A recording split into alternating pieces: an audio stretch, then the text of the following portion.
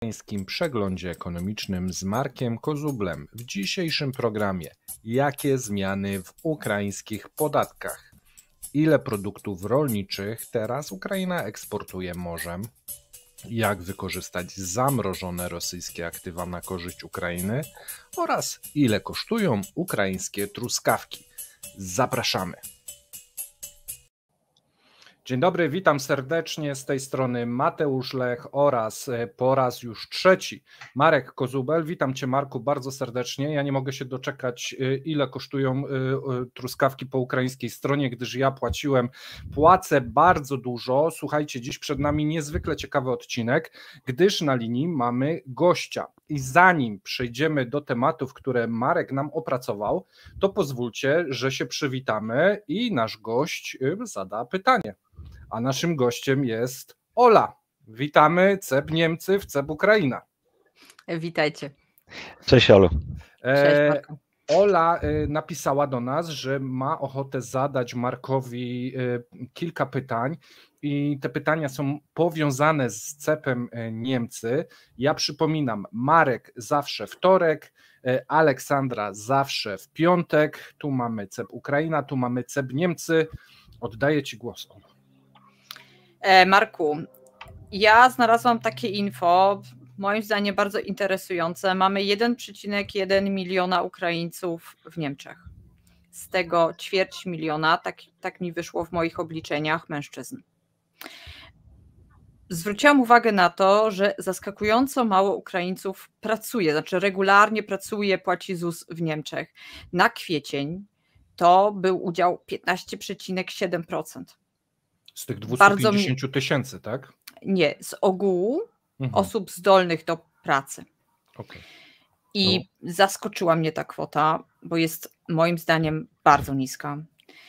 Marku, jak to widzi Ukraina? Co się o tym mówi? Jak wyglądają też kwestie presji na mobilizację? Co się mówi o tych mężczyznach, którzy tak licznie uciekli do Niemiec? Ja się stykałem, Olu, kilka razy w prasie ukraińskiej, a także w social media z takimi, jakby to powiedzieć, informacjami, spostrzeżeniami, że w Niemczech jest duży, dobry socjal. Zupełnie inaczej wygląda przebywanie Ukraińców, powiedzmy, w Czechach, Polsce, krajach nadbałtyckich. Tutaj te kraje kojarzą się Ukraińcom przede wszystkim z miejscem, gdzie można dostać pracę. Nie zawsze może jest to praca marzeń, ale jest.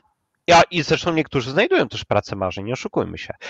Także tutaj głównie zwraca się uwagę na to, że osoby przebywające w Polsce, w Czechach, no to się jednak częściej skupiają na tym, żeby znaleźć pracę. Czyli mamy tutaj do czynienia bardziej z grupą osób aktywnych zawodowo, chcących być aktywnymi zawodowo.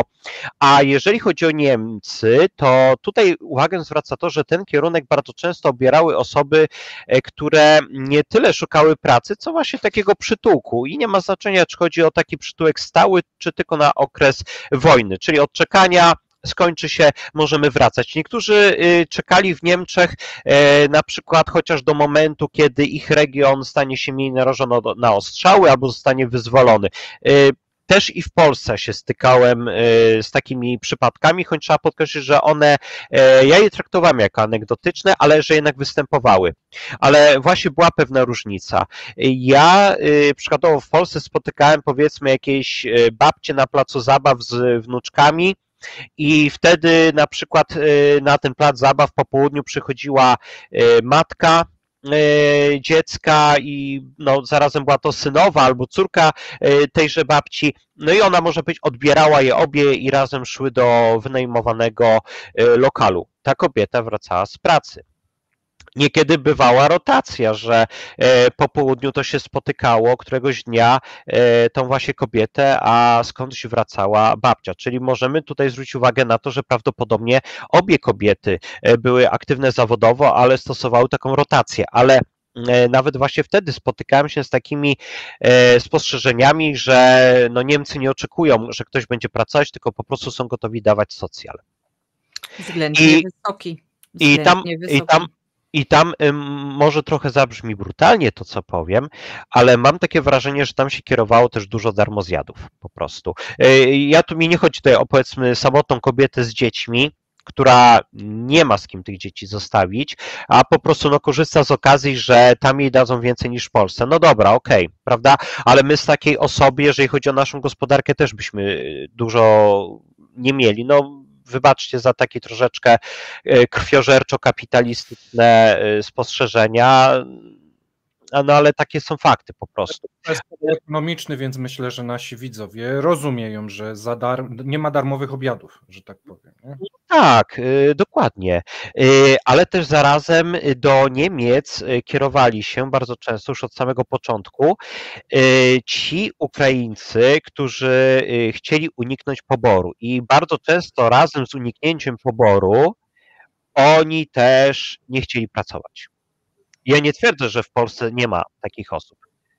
Stawiam dolary przeciwko orzechom, że też się takie osoby u nas na naszym podwórku to nie jest znajdują. domena tylko narodu ukraińskiego. Polacy, jakby taka sama sytuacja była, to dokładnie też mamy wśród swoich ludzi też takie osoby, nie? Więc to nie jest jakiś tam ewenement.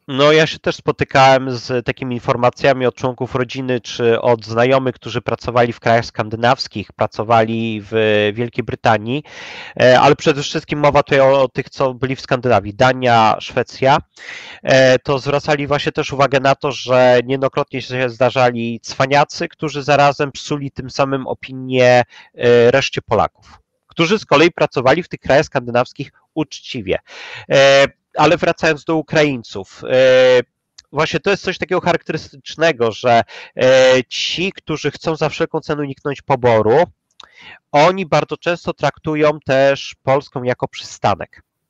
Przystanek, bo oni odnoszą wrażenie, że w Polsce panuje większe zrozumienie dla tego, dlaczego Ukraina walczy, i że może bardziej bezpardonowo, również z powodów ekonomicznych, stosować deportację, jeżeli się okaże, że można to przeprowadzić zgodnie z prawem, bo może mieć do czynienia z Ukraińcem popełniającym przestępstwa na naszym terytorium, skazanym, i następnie można właśnie go oddać państwu, z którego taka osoba wyszła, prawda, do nas, a z drugiej strony też nasze prawo przewiduje, ustawa o cudzoziemcach, sytuację, kiedy jakaś osoba zadeklarowała inny cel pobytu niż ten właściwy de facto, a z drugiej strony jeszcze przecież istnieje taki ustęp, który wskazuje na to, że cudzoziemiec przebywający na naszym terytorium musi mieć jednak środki do tego, żeby się na naszym terytorium finansowo utrzymać. Jeżeli tych środków nie posiada, jeżeli jeszcze na dodatek przekroczył granicę nielegalnie, to powstaje pytanie, na jakich zasadach mamy go nadal tolerować na naszym podwórku. Co innego, jeżeli mówimy o Ukraińcach, którzy pracują u nas od lat, bardzo często takie osoby mają stały pobyt. Tutaj w zasadzie nie ma powodów, aby ich deportować i zresztą ja jakoś nie widziałem, aby u tych Ukraińców panowały jakieś wielkie obawy związane z mobilizacją. Oni poniekąd czują się bezpieczni od tego, a co innego osoby, które mają, powiedzmy, dość wolnego czasu, żeby całymi dniami, powiedzmy, próbować blokować ambasadę Ukrainy albo konsulaty. Marku, chciałabym się jeszcze jedną rzecz tutaj dopytać, bo wiadomo, że ten stan nie będzie trwał wiecznie. W Niemczech jednak też jest dyskusja na ten temat, czy ten wysoki socjal, czy to nie szkodzi właśnie, nie? I tutaj już kanclerz Scholz powiedział, że państwo zrobi wszystko, żeby jednak ci Ukraińcy trafili na rynek pracy. Więc będzie na pewno presja wzrośnie. Bo te liczby mówią same za siebie.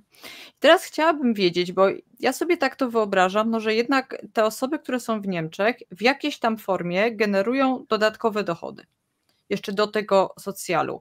Krótko dodam, że taki socjal to oznacza dla osoby samotnej 560 euro z hakiem, plus wszystkie opłaty za mieszkanie i tak dalej, nie? Więc jest to takie coś, że można funkcjonować. A z jednym można dzieckiem oszczędzić. Nawet może oszczędzić, tak. Ale ja wychodzę z założenia, że może gdzieś są generowane dodatkowe dochody których jeszcze Niemcy się nie dopytują.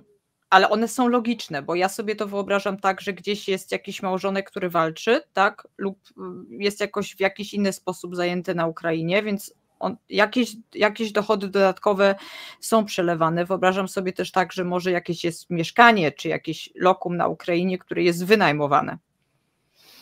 I jak to wygląda w praktyce? Jak ta osoba jest za granicą? Przyjmijmy, że kobieta, tak? Kobieta jest za granicą, przecież mąż ma jakieś dochody z racji tego, że walczy. No i zresztą niemałe. No teraz jednak siły zbrojne wyrastają, no i też MSW wyrastają na jednych z lepszych pracodawców niż powiedzmy klasyczny rynek cywilny, prawda? Jakie to są kwoty? Powiem szczerze, nie orientuję się tak dobrze teraz, ale wiem, że jeszcze do tego dochodzi cała masa dodatków. I gdyby to zebrać do kupy, to myślę, że no, wyszłaby z tego na pewno suma wyższa niż nasza średnia, być może nawet standardowe zarobki naszych wojskowych. Ja nawet się nad tym zastanawiam, jeżeli właśnie mowa też o tych dodatkach. Mogę to sprawdzić i zebrać spokojnie, to. Słuchajcie, może akurat oglądają nas Ukraińcy, którzy wiedzą. Tak, dajcie znać dokładnie. w komentarzach. Dokładnie, więc, ale w razie czego mogę na następny tydzień też to przygotować. Jak to może wyglądać w przypadku właśnie oficerów, podoficerów i szeregowych? No tam nie będę po wszystkich stopniach wymieniać, ale po prostu tak wyciągnę takie konkretne, typu powiedzmy ile zarabia szeregowy, ile sierżant, ile powiedzmy kapitan i później dalej pułkownik, prawda? I jak to może też wyglądać też łącznie z tymi niektórymi dodatkami bojowymi, na przykład za obecność na tak zwanym nulu, czyli no na linii frontu, tak na dobrą sprawę. Ja wykorzystam to, że was obu mam i dopytam. Olu i Marku, uważacie, że jeżeli będzie przymusowa deportacja mężczyzn, to Niemcy będą deportować do Ukrainy? Wiecie, bo Polska powiedziała, że być może będzie. A jakie są opinie w Niemczech i jakie jest spojrzenie na to z ukraińskiej strony, na tych Ukraińców w Niemczech? No więc jak widać, Niemcy słuchają także naszych cepów, bo dotychczas było względnie cicho w tym temacie, ale akurat teraz, po naszym piątkowym cepie, oczywiście, pierwsze głosy, na razie jest to ograniczone do landu Bawaria, no tam mamy tych chadeków takich bardzo, no bardziej konserwatywnych. Ta partia jest podzielona i w tym regionie jest szczególnie tradycyjnie bardziej konserwatywna. No mamy już pierwsze głosy, że do desercji no tak być nie może. Mhm. O dziwo, a z Pawłem podejrzewaliśmy, że będzie to AfD, która podniesie takie głosy. Nie, to jest CSU. No. To jest część tej chadecji, nie? I robi się ciekawie, ale to jest tylko jeden temat. To jest mobilizacja. Moim zdaniem trudniejszy temat dla Niemiec będzie, jak zmobilizować tą rzeszę, no bo Niemcy potrzebują ludzi, rąk do pracy. Jak zmobilizować te setki tysięcy, głównie kobiet, do pracy. I tu ja mam takie przeczucie, że sięgnie się po informacje, jakie te kobiety mają dodatkowe dochody. To jest moja teza, że za parę miesięcy dojdzie do takiej dyskusji, czy one potrzebują ten socjal, przecież one mają dochody. Podejrzewam, że coś takiego będzie i na przykład teraz, tak jak mówisz, że ten żołd wcale nie jest taki niski i zacznie się rzucać liczbami. Ja tak podejrzewam, że chodzi też o wynajem mieszkań tam na miejscu, chodzi na pewno też o jakieś renty dla oczywiście osób, które straciły męża, tak? Czy straciły ojca, coś w tym rodzaju. Podejrzewam, że zacznie się obracać kwotami, żeby wzrosła presja na te kobiety, żeby one trafiły na rynek pracy. To jest prawdopodobnie kwestia miesięcy, że dojdzie do tej dyskusji. Deportacja jako taka deportacja na hart, nie? To masz na myśli, że tak przyjeżdża policja, bierze tego faceta. Tak. Tego raczej nie będzie. Trudne do wyobrażenia. Czyli nie mogę sobie dla tych mężczyzn to wciąż będzie bezpieczna przystań. Mogą mi uciąć socjal, ale raczej nie będzie deportacji. U nas deportacje mogą się pojawiać, jeżeli dobrze rozumiem, a socjalu jako takiego dużego nie ma. A Marku, pytanie, a jak ludzie w Ukrainie, obserwując tych mężczyzn, którzy wyjechali, jak się oni na nich zapatrują w tym momencie? Tutaj musimy zwrócić uwagę na to, jak się zmieniają też te nastroje społeczne, oceny takiego zachowania, bo jeszcze kilka miesięcy temu, kiedy sytuacja, no przede wszystkim z uwagi na deficyt amunicyjny, była dość ciężka i jeszcze znaczna część społeczeństwa wyrażała pewne zrozumienie, dlaczego ktoś się boi zostać zmobilizowanym, to bardzo często podawano, i zresztą ja o tym rozmawiałem z Pawłem, podawano bardzo często jako właśnie jeden z głównych czynników właśnie ten deficyt amunicyjny, że z tym jest problem, że bardzo demoralizująco na Ukraińców też działało to takie wrażenie, jak wiemy, ono było błędne, że Zachód odpuścił sobie Ukrainę, że ją olał. No i to było głównie związane, wiadomo, z tymi perturbacjami w USA. Ale teraz zwróćmy uwagę na to, że na początku lutego w Unii Europejskiej przyjęto już pakiet pomocy dla Ukrainy, ten 4-letni. Idziemy dalej. Połowa kwietnia mamy już tą decyzję w USA, że pakiet pomocy zostaje przegłosowany. W czerwcu ma oficjalnie ruszyć ta czeska inicjatywa amunicyjna. Podano już informację, że na dostawę czeka transza w wysokości 180 000 pocisków. Także widzimy, że tutaj ta sytuacja się poprawia. Jeszcze jeden dorzucam, 50 miliardów euro z zysków z inwestycji z zamrożonych aktywów. To jest też kolejna pula, która jest w tym momencie omawiana i być może na najbliższym szczycie zostanie... A nie miliardów? Miliardów euro, więc mamy na początku 50, potem 60, potem znowu 50, plus wszystkie kraje ościenne, Kanada, Japonia też sypały pieniędzmi. Ten rok jest niezwykle udany, jeżeli chodzi o finanse dla Ukrainy. Teraz to się tak okazuje, bo początek był bardzo ciężki. No i tak naprawdę zmienia się też narracja, tak? Z tego, co zrozumiałem.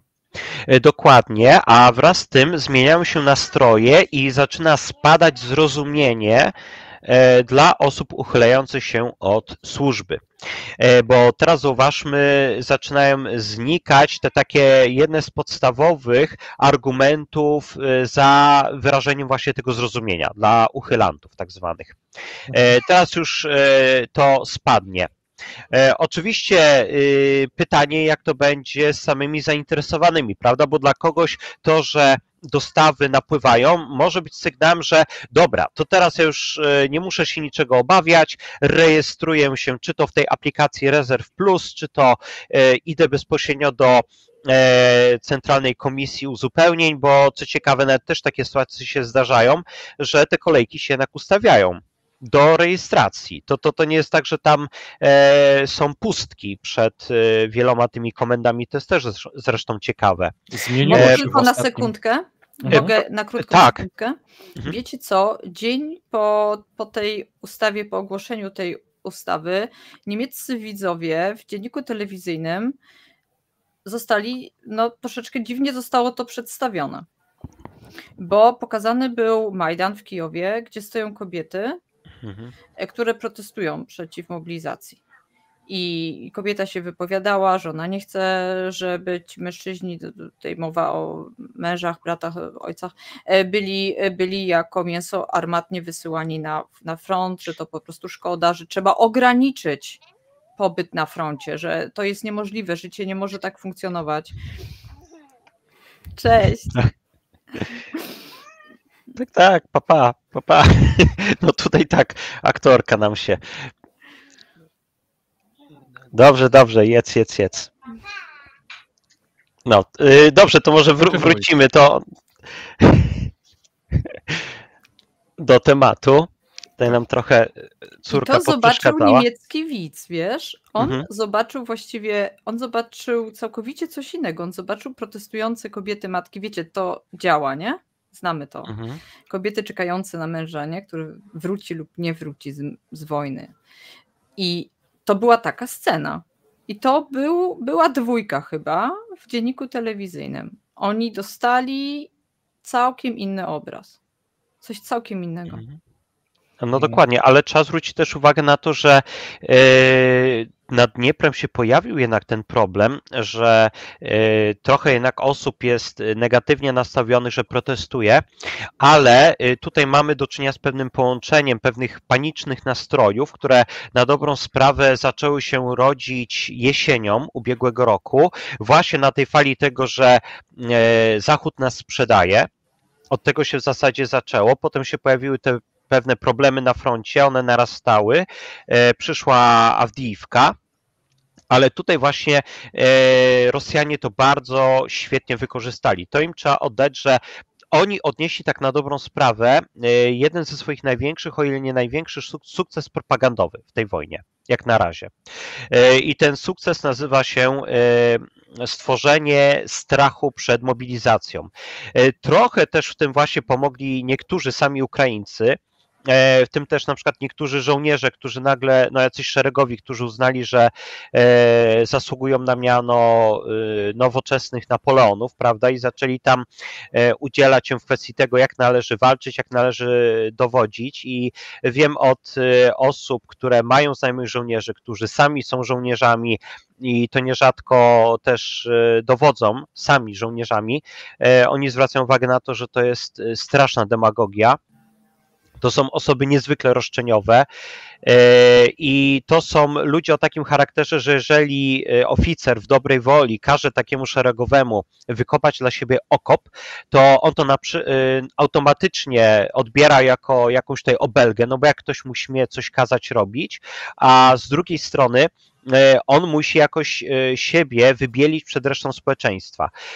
Więc zaraz się zaczyna tworzenie tych historii o kopaniu jam śmierci, zaraz się zaczynają też inne historie o tym, że oficer to za przeproszeniem debil, krwiopijca i tak dalej, albo że oficerów nie ma na linii frontu. Bardzo często też to się okazuje bzdurami i też nie zawsze jest tak, że takie postawy są zjawiskiem masowym. Owszem, bywają oddziały złożone z takich szwejków albo malkontentów, ale to już miało miejsce w roku 2022. I tutaj zwróćmy uwagę na to, jak się zachowywały niektóre oddziały obrony terytorialnej szczebla, powiedzmy, plutonu czy nawet kompanii.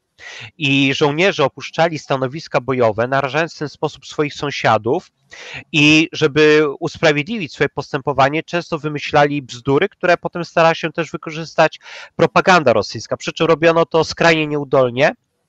I jednak wtedy jeszcze się te pojawiały głosy krytyczne wobec takich postaw, ale to dzięki temu, że dość szybko i merytorycznie reagowano na tego typu postawy, tchórzy, defetystów i w sumie słusznie ich piętnując, bo niekiedy bywało tak, że jakaś pozycja w ogóle nie była atakowana, żołnierze tak naprawdę odmówili wykonania rozkazu, powiedzmy przygotowania swoich pozycji, mieli kilka dni spokoju, nagle na ich pozycję spadają pociski moździerzowe czy artyleryjskie, oni uciekają, nagrywają jakiś płaczliwy filmik i twierdzą, że przykładowo 25. Brygada Desantowo-Szturmowa została w całości zniszczona, wszyscy zginęli, my się wyratowaliśmy, walczyliśmy kilka dni w okrążeniu, a potem to się właśnie wszystko okazuje bzdurą, że oni kilka dni mieli świętego spokoju, Rosjanie się w ogóle nimi nie interesowali. 25. nie dość, że nie tylko nie zniknęła, ale utrzymała swoje pozycje, wytrzymała ataki przeciwnika, a ich tchórzostwo tak naprawdę tylko naraziło ich i jeszcze żołnierzy z innej brygady. Także wtedy to jeszcze było piętnowane, teraz to już z tym różnie bywa. Teraz właśnie mieliśmy do czynienia z pewnym takim rozlaniem tego defetyzmu po społeczeństwie i ten defetyzm nabiera niekiedy charakteru bardzo karykaturalnego wręcz. I teraz nawet też Ukraińcy odpierają to, ci bardziej powiedzmy nastawieni obywatelsko-patriotycznie, odpierają to teraz w inny sposób, naśmiewając się z tego typu postaw, przerabiając to do rangi absurdu takiego. Jest jeden taki fajny przykład, który znalazłem zresztą w niedzielę, gdzie jeden gość, nie wiem na ile to jest prawdziwe, ale opisywał absurdy z jakiejś wioski, z centrum Ukrainy. O tym, że 46 razy w ciągu dnia nad wioską miał latać dron, żeby szukać uchylantów, ale nikt tego drona nie widział. I tam cała masa też innych śmiesznych rzeczy. Nie ja chyba słyszę, nad kimś ten dron leci. Właśnie, zaczęliśmy mówić o dronach i coś lata nad nami, tylko ja też słyszę to w słuchawkach. Lata w Poznaniu. A, w Poznaniu. Ale w każdym razie wracając, mimo wszystko Ukraińcy przez jakiś czas będą się jeszcze borykać z tym problemem tego pewnego sukcesu rosyjskiej propagandy, jakim było rozbuchanie tych nastrojów defetystycznych. Tych historyjek o szturmowaniu posadzek, no, tutaj wytłumaczę, posadzka to tam jakiś tam fragment terenu, który miał być odbijany. I to akurat stworzenie tego sformułowania to jest też zasługa żołnierzy defetystów, którzy zupełnie nie rozumieli znaczenia niektórych pozycji i nie rozumieli, dlaczego dowódcy każą im odbijać niekiedy bardzo ważny punkt, jakąś tam ważną wioskę, pozycję i tak dalej. Tak samo te jamy śmierci. W dużej mierze to tworzyli defetyści po stronie ukraińskiej, którzy na przykład też nie chcieli kopać kopu, tak jak już wspominałem, a potem to po prostu kreatywnie wykorzystywała rosyjska propaganda. No i też, powiedzmy to wprost, rodzimi ojkofobii i powiedzmy agenci na własnym podwórku, bo nie oszukujmy się, nadal na ukraińskim podwórku takie osoby znajdziemy, które po prostu mniej lub bardziej otwarcie działają na rzecz agresora. Także Marku, chcę Tobie bardzo podziękować, bo moje pytania w pełni na nie odpowiedziałeś. Ja Was muszę niestety przeprosić, bo pędzę już w innej sprawie dalej. Dzięki, Marku, i myślę, że usłyszymy się. Zapraszam Ciebie, jak może przyjdziesz do mnie na CEP w Niemcy. Tak, no, Olu, chętnie skorzystam. Także jeżeli będę miał taką możliwość, czy to w tym, czy w następnym tygodniu, to bardzo chętnie. A słuchaczy zapraszam serdecznie na piątek, godzina 17, CEP Niemcy. Kochani, żegnam się. Do zobaczenia w piątek. Pa. Dzięki, że mogłam do Was wpaść. Trzymajcie się. Hej. Pa. No i dobra, spięliśmy klamrą mniej więcej tematy niemiecko-ukraińskie. Ja bym tu postawił kropkę, gdyż zbliża się pół godziny, rozkręciliśmy się, a musimy odpowiedzieć jeszcze na następne punkty, czyli podatki ukraińskie. Jakie zmiany i dlaczego? Dokładnie. Jeżeli chodzi o podatki, to tutaj w planach są przede wszystkim dwie zmiany. Podwyżka VAT od 2 do 3%, a także podwyżka podatku wojskowego z obecnego 1,5% do 5%. Ten podatek wojskowy jest nazywany tak zwanym wojskowym zbirem. No nie mylmy ze zbirem z języka polskiego, prawda? To taki Volksfriend. Ale w jaki sposób to ma być podwyższone, ten właśnie podatek wojskowy? Może od niego zaczniemy. On został wprowadzony po tym, jak się wojna zaczęła, czyli po aneksji Krymu, rozpoczęciu walk w Donbasie, prawda? I wtedy właśnie stworzono taki podatek w wysokości 1,5% dla pracowników fizycznych, a także dla osób prowadzących jednoosobową działalność gospodarczą. Na Ukrainie takie osoby są zwane FOP-ami, w skrócie. I teraz zacznijmy od tego, na ile zmiany w tych obu podatkach mogą przynieść dodatkowe dochody do budżetu ukraińskiego. Przy czym tutaj już nawet nie tyle mowa o tym roku, bo jeżeli powiedzmy uda się przegłosować odpowiednie nowelizacje w czerwcu i lipcu, to i tak raczej we wrześniu będziemy mogli oczekiwać wejście w życie tego podatku, przy czym tak naprawdę większe, lepsze skutki on może przynieść dopiero, oczywiście dla budżetu, to podkreślmy, on może przynieść dopiero w roku 2025. Czyli nie już w tym, ale dopiero w kolejnym roku kalendarzowym. W tym może przynieść... A nawet, wiesz co, tak gdzieś od połowy, bo jak wejdzie w styczniu, to zanim go zbiorą, no to będzie gdzieś tam, wiesz, kilka miesięcy musi upłynąć. Natomiast podwyżka z 1,5% do 5% to jest bardzo duża podwyżka.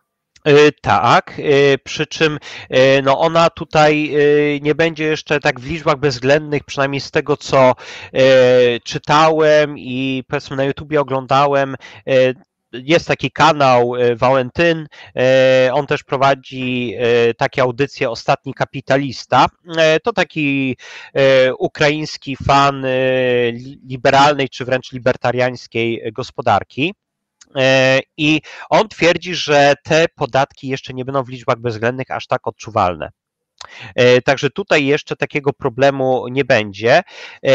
On z kolei bardzo negatywnie jednak odnosi się do wzrostu podatku VAT, ale to może do tego potem przejdziemy. Zaczniemy od tego podatku wojskowego. On ma przynieść od 90 do 100 miliardów hrywien dodatkowych wpływów, czyli to będzie od nieco ponad 2 miliardów do niemal 2,5 miliarda dolarów dodatkowych tutaj wpływów do budżetu. W przypadku VAT-u ocenia się, że zależnie od tego, czy zostanie przegłosowane 2 czy 3%, pytanie też na ile towarów, to będzie to wzrost od 70 do 120 miliardów hrywien, czyli tutaj widzimy, że przy opcji 3% może to być wpływ nawet na niemal dodatkowe 3 miliardy dolarów, czyli łącznie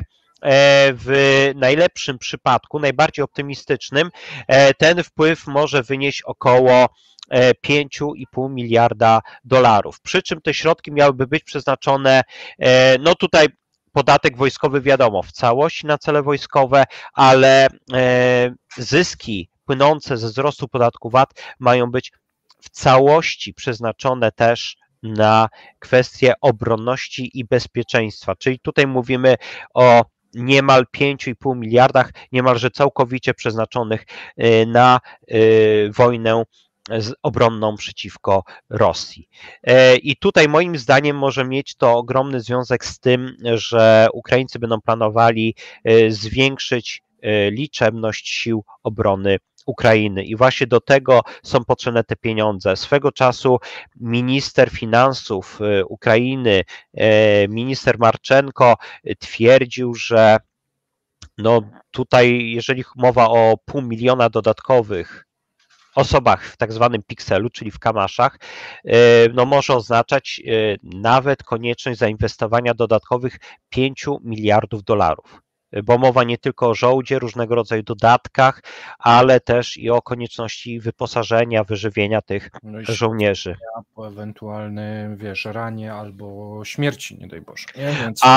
No to też pamiętajmy, że tutaj te pieniądze też będą właśnie potrzebne na tego typu no, nieszczęśliwe przypadki. I teraz jeszcze jedna taka ciekawa rzecz, prawdopodobnie właśnie też w związku z trwającymi zmianami w ustawie mobilizacyjnej, z planami rekrutacji takiej dodatkowej już w tym roku kalendarzowym, Danyło Hetmancew, który stoi na czele Komitetu Rady Najwyższej do spraw podatków, do spraw finansów, stwierdził, że Ukraina może potrzebować do końca tego roku kalendarzowego jeszcze dodatkowych 300 miliardów hrywien. I no, minister Marczenko z kolei powiedział, że nie, że będzie bardziej potrzebne 200 miliardów hrywien, ale w każdym razie w obu przypadkach mowa tutaj przede wszystkim o kosztach związanych z dodatkowymi planowanymi setkami tysięcy Ukraińców w mundurach, koniecznością ich wyposażenia, ale również jest tutaj jeszcze jedna rzecz i myślę, że fajnie byłoby o tym porozmawiać za tydzień. Chodzi o to, żeby jeszcze bardziej tutaj zaangażować własny przemysł zbrojeniowy w produkcję, prawda? Bo tutaj kiedyś też była mowa, pamiętam, że to była audycja z Pawłem, była mowa o tym, że ukraiński przemysł zbrojeniowy, przede wszystkim prywatny, produkuje albo może produkować więcej niż państwo jest w stanie kupić, więc tutaj też chodzi o to, żeby no z racji tego, że na razie rząd Ukrainy nie zgadza się na eksport nadwyżki produkcji, to chodzi o to, żeby tą nadwyżkę mogło jednak kupić państwo ukraińskie. Także w dużej mierze podejrzewam, że jest to też związane, te dodatkowe plany finansowe właśnie z tym. To ja mam do Ciebie pytanie, bo nadwyżka jest spowodowana też tym, że jeszcze wielu mężczyzn pracuje i może produkować więcej tych pocisków, dronów i tak dalej. A co jeżeli się powoła te kilkaset tysięcy mężczyzn? Czy ta nadwyżka dalej będzie wykazywana, bo to wiesz, no rączki stąd zabierzesz Tak. i czy ktoś to szacował? Bo może być, że nie będzie tej nadwyżki wtedy, bo po prostu nie będzie mężczyzn, którzy pracują. Wiesz co, Ukraińcy też zwracali uwagę na to i nawet zresztą częściowo, ale podkreślam, jedynie częściowo, nowelizacja ustawy o mobilizacji przeciągała się również z powodu tych dyskusji. Okay. Jeżeli zabierzemy zbyt wielu robotników, to kto wtedy będzie pracować w ich miejsce?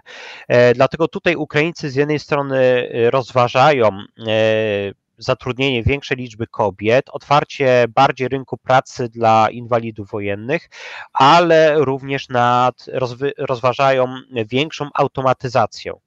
Czyli wyrwanie się z tego błędnego koła większego zapotrzebowania przemysłu zbrojeniowego na te ręce pracy. Chodzi tutaj o to, żeby tutaj maszyny zamieniły takie osoby i tutaj się zwraca uwagę na takie też wątki rodem z II wojny światowej, bo Ukraińcy niektórzy zwracają uwagę na to, że Niemcy mieli gospodarkę nie do końca efektywną, choć tam Szper, wiadomo, starał się rozproszyć niemieckie fabryki, różne mniejsze zakłady, to jednak Ukraińcy zwracają uwagę na to, że bardzo często ten niemiecki przemysł zbrojeniowy opierał się właśnie o pracę taką rzemieślniczą, czyli że jednak tam był potrzebny człowiek i jako przykład stawiają ich zdaniem lepsze przykłady amerykański i brytyjski, gdzie jednak panowała większa mechanizacja i przez to ta produkcja była bardziej masowa.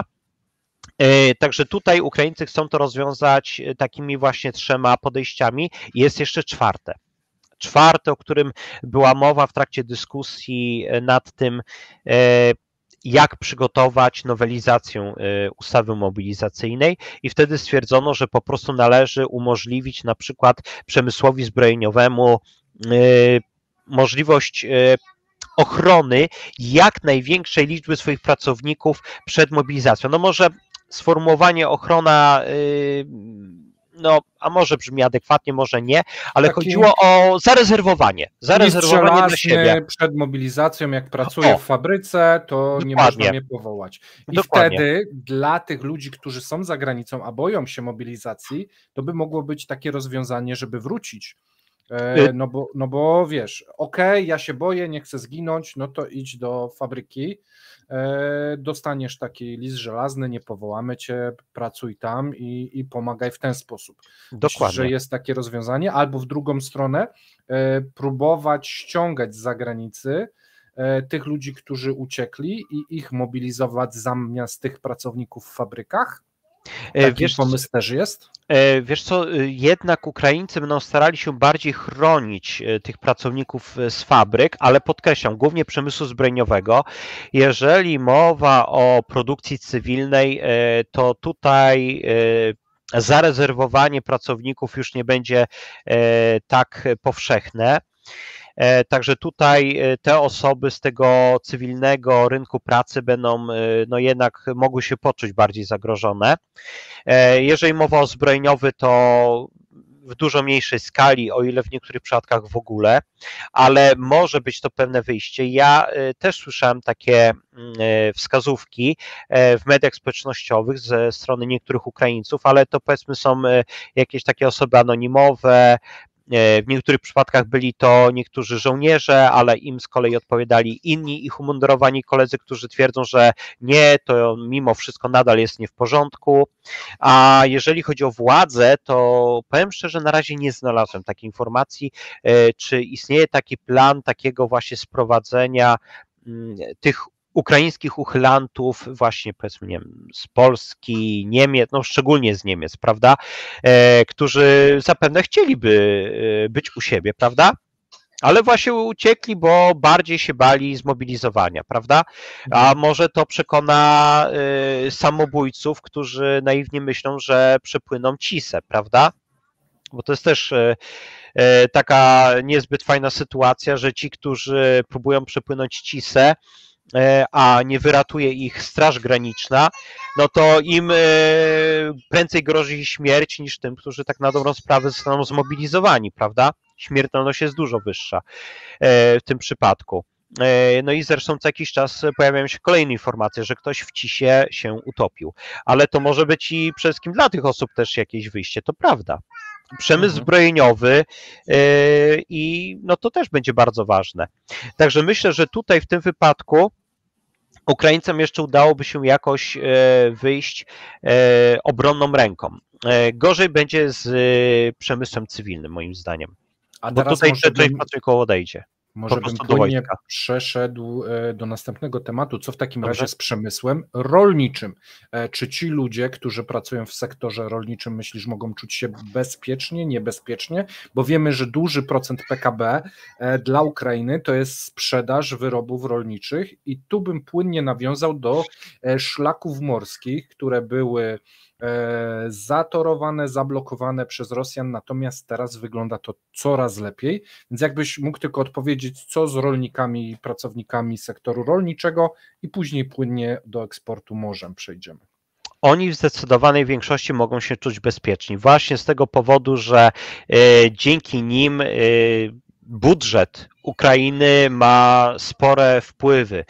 Rolnictwo stanowi właśnie tą ważną część ukraińskiego PKB, także moim zdaniem rolnicy, podobnie jak szczególnie wykwalifikowani pracownicy przemysłu zbrojeniowego, oni bardziej i częściej mogą się czuć bezpieczni, jeżeli mowa o mobilizacji, ale no powiedzmy tak, rolników, tudzież ogółem mieszkańców wsi jest akurat w Ukrainie na tyle wielu, że część z nich no, będzie siłą rzeczy objęta mobilizacją. Jeżeli też chodzi o to, ile i czego, jeżeli chodzi o produkty rolnicze, Ukraina eksportuje drogą morską, to tutaj trzeba podkreślić, że w tych pierwszych miesiącach tego roku Ukrainie udało się wyeksportować 87% swoich produktów rolniczych. Tego, co jest eksportowanego, prawda? Przeznaczonego na eksport. Dokładnie. To bardzo dużo. Tak, a pozostałe 13% idzie albo przez ten, tak można powiedzieć, szlak rzeczny, czyli Dunaj, a reszta z tych też 13% idzie drogą lądową, albo szła kiedyś, albo mogłaby iść przez Polskę, prawda? Bo tutaj Ukraińcy też na razie szukają też innych szlaków, ale też planują się jakoś z Polską dogadać z nami, żeby tutaj móc przeprowadzić chociażby tranzytem przez nasze terytorium część tego swojego zboża, żeby ono po prostu jakoś nie szło drogą okrężną. Także tutaj no mimo wszystko większość tego eksportu, jak już mówiłem, 87% idzie drogą morską. I tutaj mowa o 28 milionach ton. 28 milionów ton zbóż i olejów. Na przykład na bazie tam słonecznika, prawda? I to jest właśnie eksportowane, te dwa główne towary są drogą morską. I tutaj ciekawa rzecz, bo Lloyd's List zwrócił uwagę na to, że eksport prowadzony z 3 portów w obwodzie odeskim, w tym też z Odessy, odnotował ogromny wzrost właśnie tego eksportu w porównaniu na przykład do września roku 2023, kiedy w zasadzie zaczęliśmy odczuwać te pierwsze pozytywne skutki morskiej części ukraińskiej ofensywy, prawda? I co się stało? We wrześniu Lloyd's List odnotowało, że do portów w obwodzie odeskim wpłynęło 5 statków, tyle też wypłynęło, a w marcu tego roku ta liczba wzrosła do 231. Także tak. jest to bardzo spory wzrost, prawda, w porównaniu do września, prawda? Tak, wtedy mieliśmy bardzo złe, natomiast żeby wrzucić łyżkę dziegciu do tych dobrych informacji, bo ja też popełniłem taki wpis kiedyś, w 2019 roku Ukraina wyeksportowała 80 niemal 3 miliony ton towarów drogą morską, z czego prawie 60 milionów ton to były zboża i oleje, więc mamy tu mniej więcej połowę tej przepustowości morskiej, która była przed wojną, przed tą gorącą fazą od 2022 roku. Natomiast postęp jest bardzo duży. No i wychodzi powoli na to, że Ukraina za, nie wiem, pół roku, rok może zbliżyć się do tych wyników przedwojennych. No, wiele zależy też od tego, jak się potoczą wydarzenia, przede wszystkim na Morzu Czarnym, bo pamiętajmy, że Rosjanie też mogą również podjąć jakieś działania mające na celu odzyskanie wpływu w zachodniej i centralnej części akwenu, prawda? Zwłaszcza, że mogą to robić gdzieś tam na przełomie lipca czy sierpnia, gdzie te plony będą zebrane i później jesień to jest czas wysyłki, no i wtedy mogą próbować znowu gdzieś zaprzepaścić te starania Ukraińców. I jeszcze zwróćmy uwagę na to, że Rosjanie mają jeszcze jeden taki czynnik, może nie as w rękawie, ale silną kartę, którą mogą wykorzystać właśnie w okresie, o którym mówisz, rakiety. Tak. Rakiety i drony, ale zwróćmy uwagę na to, że Rosjanie ostatnio oszczędzają rakiety, oni ich trochę nagromadzili, moim zdaniem nie tylko do celów typowo militarnych, tudzież terrorystycznych, jak ostatni ostrzał Charkowa i epicentru, chociaż tam z tego co kojarzę wykorzystano nie tyle rakiety, co bomby lotnicze szybujące.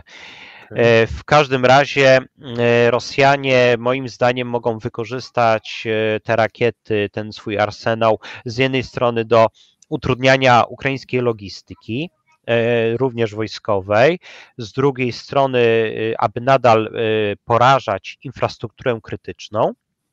No i jeszcze czynnik właśnie trzeci, ataki na porty, silosy. Tak, ale tu teraz Ukraińcy mają dużo szerszy asortyment, żeby się bronić, niż jeszcze na przykład 2 lata temu, gdyż mają też zachodnie systemy, no i rozwijają swoje drony. Dzisiaj mamy informację, że dron doleciał do Orska, 1800 kilometrów, więc jest to niebywały sukces ukraiński. Jeżeli Rosjanie będą próbowali gdzieś tam podpływać, no to Ukraińcy mogą się też mocno odgryźć, gdyż mają w swoim arsenale kilka nowych sztuczek. No i tu ten pojedynek będzie, natomiast no mamy mniej więcej połowę. Rok 2023 zakończył się wysyłką 33 milionów ton towarów drogą morską, czyli 40% z poziomu z 2019. Teraz mamy troszeczkę prawdopodobnie powyżej 50. Tak idzie przynajmniej ten rok, no i zobaczymy co dalej. No tak, wiele zależy od tego, jak się ten rok zakończy, jaki tutaj będzie bilans, bo Ukraińcy mają nadzieję na to, że uda im się jednak dojść, jeżeli mowa o eksporcie drogą morską, do tego poziomu z lat 2018-2021. Tutaj słusznie podałeś przykład roku 2019, bo Ukraińcy też zwrócili uwagę na to, że co prawda ten dotychczasowy eksport produktów rolniczych drogą morską nie osiągnął jeszcze tego poziomu z tego okresu, o którym mówiłem, czy właśnie chociażby roku, o którym wspomniałeś, bo tam im brakuje chyba 200 000 ton do osiągnięcia tego wyniku, ale no pytanie, jak to się jeszcze potoczy w tym roku. Nawet jeżeli Ukraińcy jednak nie dociągną do poziomu z okresu przedwojennego, to myślę, że i tak będą nie to mogli... 200 000 ton, 20 milionów ton.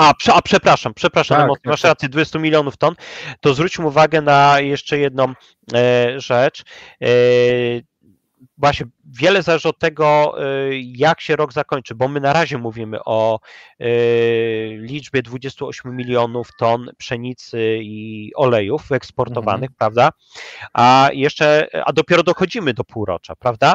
Dopiero dochodzimy do półrocza roku 2024, ale myślę, że nawet jak Ukraińcy nie dojdą tak w 100% do tych wskaźników sprzed inwazji, to myślę, że jak na warunki wojny pełnoskalowej, trzeba to powiedzieć, że to tak, jest ogromny tak sukces. nieźle.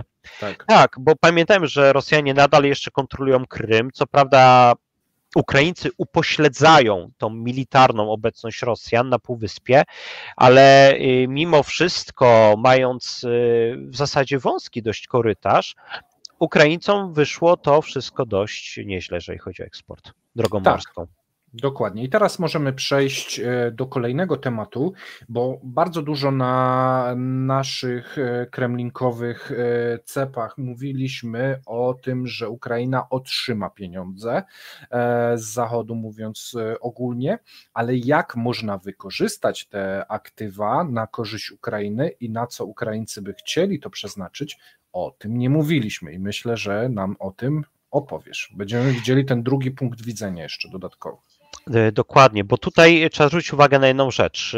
W ideale Ukraińcy by woleli, żeby te środki zamrożone po prostu skonfiskowano i przekazano Ukrainie, bo wtedy Ukraina po prostu od razu dostanie aktywa, które będzie można wykorzystać do natychmiastowego kupna całej masy uzbrojenia. I powiedzmy sobie szczerze, za te 300 tudzież 350 miliardów dolarów, czy taka jest równowartość tych środków, to myślę, że znalazłoby się cała masa krajów, które by chętnie przedstawiły swoje usługi. Mówisz o tych zamrożonych, których nie otrzymają, dobra? Tak.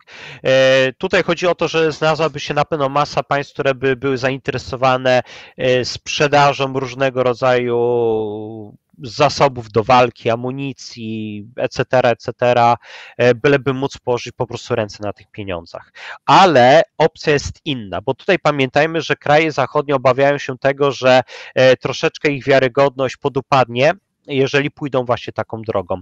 Dlatego G7 jest bliskie osiągnięcia konsensusu w kwestii tego, jak wykorzystać te zamrożone rosyjskie aktywa i jest to również jedna z opcji, które rozważano na Ukrainie, ale powiedzmy, może nie do końca będzie to początkowo pasowało większości ukraińskich obywateli, polityków, ale mimo wszystko jest to zawsze jakieś wyjście.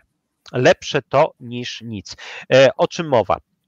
Otóż jest taki plan G7, aby z tych 282 miliardów dolarów, taka jest przynajmniej właśnie informacja G7, zrobić coś takiego, że przekaże się Ukrainie pożyczkę w wysokości 50 miliardów dolarów.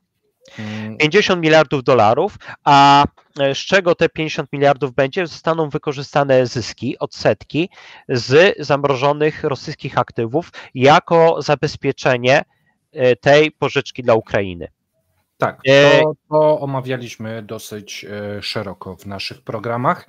I teraz tak, czy Ukraińcy wiedzą, w jakim stylu to będzie dla nich najbardziej korzystne, co by woleli, nie wiem, broń, amunicja, środki na zakup, czy są wypowiedzi już właśnie po stronie ukraińskiej, na co to będzie wykorzystywane, co na ile, jakie kwoty, czy mają pomysł na to?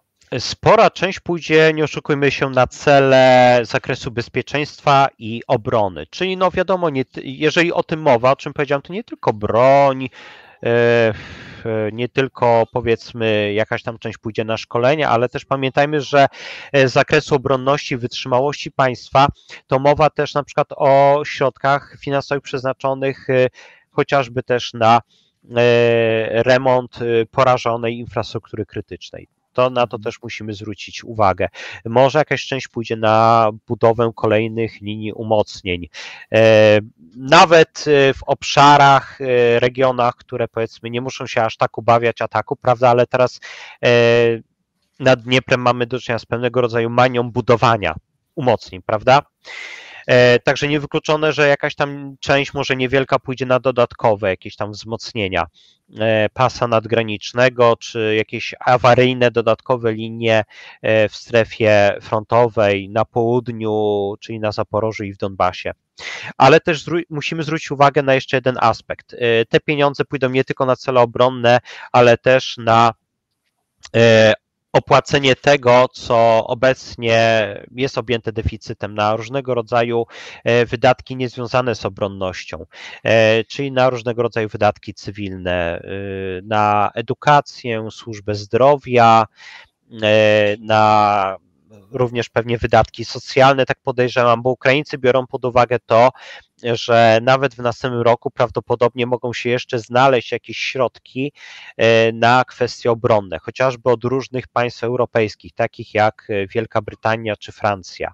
Nawet Niemcy, ale bierze się też pod uwagę to, że być może te pieniądze z tej pożyczki zabezpieczonej odsetkami zamrożonych aktywów rosyjskich, one mogą być też w razie czego potrzebne, gdyby jednak Donald Trump w przypadku swojego zwycięstwa stwierdził, że odetnie wsparcie od Ukrainy. Ale wiadome jest jedno, pytanie, czy Donald Trump odmówiłby sobie sprzedania Ukrainie jakiegoś wyposażenia. Tutaj już może być tak, że on jednak stwierdzi, że no dobra, pieniędzy nie damy, ale dlaczego nie mielibyśmy go sprzedać? Czemu nie? Pamiętajmy, że Donald Trump przede wszystkim będzie działać na korzyść własną, Donalda Trumpa. Także tutaj moim zdaniem może właśnie dojść do takiej sytuacji. Ja bym nie upatrywał w Donaldzie Trumpie jakiegoś takiego, nie wiem, totalnie oddanego Rosji polityka w stylu Orbana. Moim zdaniem to nic z tych rzeczy. To jest człowiek, który będzie grać na siebie, ale też zwróćmy uwagę na to, jak już teraz planowany jest budżet ukraiński na rok 2025, bo tutaj niektórzy, tacy chociażby jak deputowany Jarosław Żelezniak, no, twierdzą, że Ukraina może potrzebować od 400 do 500 miliardów hrywien, czyli tutaj według różnych szacunków od 12 do 15 miliardów hrywien. Z czego on bierze takie... Miliardów dolarów. Przepraszam, dolarów. Tak, dziękuję Mateusz. Słucham. Także skąd on bierze te szacunki? Otóż Żelezniak zwraca uwagę na to, że Ukraina będzie potrzebowała w następnym roku 32 miliardów dolarów. To będzie objęte takim deficytem. I z tych 32 miliardów 17 miliardów już Ukraina ma zapewnione. Z czego to będzie? 2,5 miliarda przyjdzie od Międzynarodowego Funduszu Walutowego, 13,5 miliarda dolarów od Unii Europejskiej. To jest w ramach tego pakietu, który był przegłosowany na początku 50 lutego. miliardów. I jeszcze, bo to będzie taka transza na 2025. I jeszcze około miliarda dolarów jest zapewnione od Wielkiej Brytanii. I tutaj jest jeszcze jedna kwestia. Prawdopodobnie w grze może być jeszcze do około 3 miliardów dolarów. Około. Dlatego właśnie. Od Wielkiej Brytanii, tak? Nie, od innych państw, ale jeszcze nie jest do końca pewne od których. I dlatego właśnie Żelezniak podał takie widełki od 12 do 15 miliardów. Jeżeli się znajdzie jeszcze dodatkowe te 3 miliardy, znaczy, że one będą zagwarantowane od jeszcze innych państw, no to wtedy Ukraińcy będą musieli kombinować, skąd wziąć te jeszcze dodatkowe 12 miliardów i z tego bierze się właśnie ta suma sięgająca niemalże 500 miliardów hrywien, prawda? Okej, ale to teraz tak, żebyśmy, bo tych kwot jest bardzo dużo i ludziom się mogą pomieszać. Dokładnie. Pakiety na chyba 4 czy 5 lat, 50 miliardów łącznie z Unii Europejskiej i tam właśnie co roku będzie spływać około 12 miliardów dolarów. Znaczy tak, to chyba będzie około 12,5 miliarda euro rocznie. I w dolarach będzie to bliżej 13. 13,5, właśnie 13,5, bo to Ukraińcy teraz bardzo często przeszacowują wiele na na dolary po prostu. Nie tyle na euro, na dolary. Dlatego Żelezniak właśnie tak liczył, że 13,5 miliarda dolarów zamiast 12,5 miliarda euro. Dobrze, no to mamy ten jeden pakiet i to jest jedna kubka. 60 miliardów dolarów wsparcia od Stanów Zjednoczonych, które zostały przegłosowane i już uruchomione. I teraz te 50 miliardów, o których mówimy, to jest kolejna inna kubka. To będą zyski z zamrożonych aktywów i rozumiem z tego, co powiedziałeś, to nie ma jeszcze jasnych planów, jak je wykorzystać, ale one będą awaryjne na wypadek, gdyby Trump doszedł do władzy i odciął finansowanie Ukrainy, wtedy ona z tych 50 miliardów jest jeszcze w stanie funkcjonować co najmniej rok, półtorej. Jeżeli dobrze rozumiem. No, czy tutaj zwróćmy uwagę na to, że w przypadku zwycięstwa Trumpa, ale również podkreślmy, nie tylko chodzi o zwycięstwo Trumpa, ale również tego, że Trump zmienia że odcina, politykę. Że mamy czarny scenariusz, to zabezpieczenie w tych 50 miliardach jest na tyle duże, że jeszcze 2025, a nawet myślę, że połowa 2026 roku Ukrainie pieniędzy nie braknie. Dokładnie. Także nawet w tym najgorszym przypadku Ukraińcy będą mieć z tych 50 miliardów dolarów sporą część zapewnioną na działania wojenne. Tym bardziej, że musimy jeszcze zwrócić uwagę na jedną rzecz. Z tego 60 miliardowego pakietu to tak też nie do końca wszystko faktycznie pójdzie dla Ukrainy, prawda? Ale mimo wszystko Ukraina wykorzysta albo będzie mogła wykorzystać większość tych środków, prawda? W swoim interesie. I też pamiętajmy, że ten pakiet 60-miliardowy, on tak na dobrą sprawę będzie również wydawany i w roku 2025. To też musimy zwrócić uwagę na to, że nie wszystko uda się w tym roku kalendarzowym wykorzystać.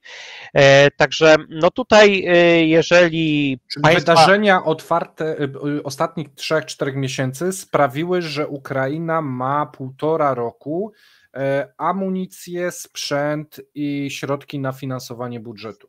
Dokładnie.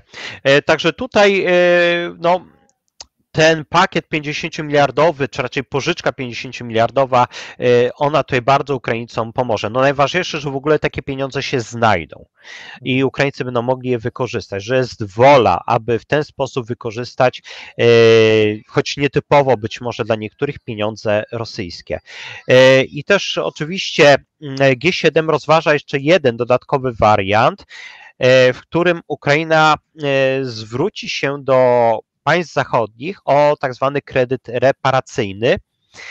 Będzie on polegać na tym, że Ukraina przedstawi swoje roszczenia reparacyjne wobec Rosji, a po prostu Zachód udzieli właśnie takiego kredytu, biorąc jako właśnie zabezpieczenie pożyczki rosyjskie zamrożone aktywa. I tutaj ewentualnie w przypadku ostatecznym kraje zachodnie mogą jeszcze rozważać, ale to jeszcze nie jest dopięte na ostatni guzik, to jest na razie w sferze rozważań, ale mogą wziąć pod uwagę też taką okoliczność, kiedy Rosjanie przykładowo po zakończeniu działań wojennych, nieważne czy będzie podpisany pokój, czy tylko rozejm, Rosjanie nie będą chcieli zapłacić żadnych reparacji, no to wtedy po prostu kraje Zachodu stwierdzą, że no dobra, my daliśmy Ukraińcom pieniądze, no i sobie powetujemy te pieniądze, które poszły na reparacje z pieniążków rosyjskich. No na takiej zasadzie, ale to jest na razie tylko ostateczność, bo pamiętajmy, że mimo wszystko kraje Zachodu jednak jeszcze liczą na to, że uda się uniknąć takiego wariantu. No w ideale to miałoby być tak, że w przyszłości Rosjanie sami się zgodzą na zapłacenie reparacji. To będzie sytuacja idealna, ale czy tak będzie? Wiele zależy od tego, jak się zakończą działania wojenne, prawda? Także to jest na razie taka trochę gdybologia i myślę, że na razie zbyt dużo nie powiemy w tym temacie, jak to będzie wyglądało. Także na razie najbardziej prawdopodobna opcja to kredyt dla Ukrainy, który będzie zabezpieczony tymi właśnie odsetkami płynącymi z zamrożonych rosyjskich aktywów. Prawda? Tak. Także... Drogi Marku, w takim razie przechodzimy do gwoździa programu. Truskawek. Po ile te truskawki są na Ukrainie? Dobrze. W zachodnich obwodach jeszcze niedawno, bo jakieś 3 tygodnie temu, mogliśmy kupić kilogram truskawek w widełkach wynoszących pomiędzy 35 a 80 hrywien za kilo. Z czym to było związane? Otóż to było związane z tym, że pogoda była bardzo fajna, dopisała na Zakarpaciu, gdzie widać tych truskawek nasadzono bardzo dużo i po prostu był potężny urodzaj. No i mieszkańcy Lwowa, Iwano-Frankiwska, Tarnopola, no mogli się, no i też oczywiście Zakarpacia, czyli Użgorodu, Mukaczewa, mogli się cieszyć tanimi truskawkami. Tutaj możemy sobie zrobić taki ja próbuję na szybko. To ja też to przeliczę, ile to jest 35 hrywien, to jest 3 zł 40 groszy. 3 zł 40 groszy, a ja też właśnie to teraz, Mateusz, liczę, a 80 hrywien to będzie 7 zł 77 groszy.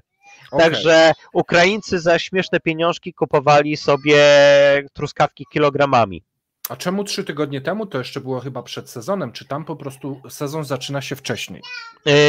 Z powodu dobrej pogody sezon zaczął się trochę wcześniej, ale po prostu tych truskawek już trochę powykupowano i no też pamiętajmy też o tym, że sporo też truskawek rosło na południu kraju, a tam też wojna odcisnęła swoje piętno na cenach truskawek, ale teraz po prostu Ukraińcy wskazują na to, że ten okres niżu cenowego na truskawki spadł. Teraz się troszeczkę ceny podniosły i teraz już mówię, na jakich widełkach one się uplasowały. Tydzień temu jeszcze Ministerstwo Finansów Ukrainy wskazywało na to, że ceny się plasowały już przy wyższej kwocie, bo cena najniższa wynosiła 65 hrywien za kilo, czyli 6,31 do nawet 100, czyli niecałe 10 zł, 9,70, prawda? Tak. Taka to była stawka za truskaweczki, ale ja też starałem się znaleźć cenę jak najbardziej aktualną i tutaj ciekawostka. Ministerstwo Finansów Ukrainy podało, że 23 maja średnia wynosiła 159 hrywien za kilo, czyli ja tutaj patrzę, to jest 15 zł i 44 grosze. Kurczę, ja płaciłem 14 zł ostatnio, to drożej niż w Polsce. Ale teraz ciekawostka. Ja postanowiłem zwrócić uwagę na to, jak się na przykład plasują ceny za truskaweczki w Kijowie. Na jednym z głównych bazarków w Kijowie i teraz uwaga, to ostrzegam, to nie są jakieś porywające, straszne ceny, to jest przedział między 60 a 80 hrywien. I to jest między niecałe 6 a właśnie, między niecałe 6 a 8. Także to jest taka ciekawostka, a najdroższe truskawki, bo importowane, kosztowały 140 hrywien, czyli 13 zł 59 groszy. Okay, czyli tak tam pokazuje to kalkulator walut. Jeżeli pojedzie się w dobre miejsce, to można truskawki kupić za mniej niż pół ceny w Polsce. Dokładnie. Ja podejrzewam, że właśnie ta różnica i pewna taka dziwna statystyka ukraińskiego Ministerstwa Finansów wynika z tego, że prawdopodobnie to ministerstwo też wzięło pod uwagę po prostu też ceny truskawek importowanych. Takie jest moje podejrzenie, bo te truskawki są importowane mimo wszystko właśnie też z tego powodu, że wiele regionów, gdzie tych truskawek trochę rosło, przede wszystkim podejrzewam, że w prawobrzeżnej części Ukrainy, no jest jednak narażonych na ostrzał lub po prostu tam się na razie prac takich rolnych, truskawkowych nie prowadzi. Także to po pierwsze. No i tutaj też widzimy, że ta niekonsekwencja w tym, co podaje ukraińskie Ministerstwo Finansów, właśnie wynika z tego, że inne są ceny na importowane truskaweczki, a co innego właśnie gdzieś tam na jakimś rynku, powiedzmy, dodajmy czarnym rynku, gdzieś tam jakaś bez podatków, bez kasy fiskalnej. Okay. Radosna pani Ludmiła Fedoriwna sprzedaje powiedzmy truskawki za 60-80 grywien za kilogram i ona na tym zyskuje, wraca na swoją wieś albo gdzieś tam, nie wiem, kijowskie przedmieścia i się cieszy ze swojego zarobku. Dobrze, ja myślę, że to jest jeden z ciekawszych aspektów tych programów. Ja bym się podowiadywał wielu produktów, jak wygląda. Dajcie znać w komentarzach, co chcielibyście, żeby Marek sprawdził, ile kosztuje, nie wiem, ser, ile kosztuje chleb. Wiecie, te wszystkie produkty, które jemy na co dzień, jak to wygląda po prostu po stronie ukraińskiej, jak to się przekłada na dochody. Jeżeli będziecie chcieli, to piszcie w komentarzach. Myślę, że to może być stały punkt programu. A ja Ci, Marku, serdecznie dziękuję za dzisiejszy odcinek. Drodzy widzowie, jeżeli jeszcze nie subskrybujecie, to dajcie suba, żeby zobaczyć czy Marka, czy Ole w piątek. No i do usłyszenia. Trzymajcie się. Do usłyszenia, pozdrawiam. Smacznych truskawek. Dokładnie. Dziękujemy za obejrzenie całego materiału. Zapraszamy do subskrybowania kanału oraz polecania tych materiałów.